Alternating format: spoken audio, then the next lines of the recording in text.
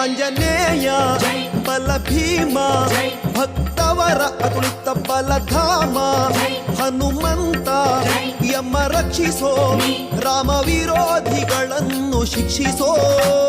ಜೈ ಜೈ ಹನುಮಾನ್ ಜೈ ಗುರು ಜೈ ಜೈ ಪವಮಾನ್ ಜೈ ಜೈ ಹನುಮಾನ್ ಜೈ ಗುರು ಜೈ ಜೈ ಪವಮಾನ್ ಪವನ ಪುತ್ರ ಹನುಮಾನ್ ಕಿ ಜೈ. ಜೈ ಹನುಮಾನ್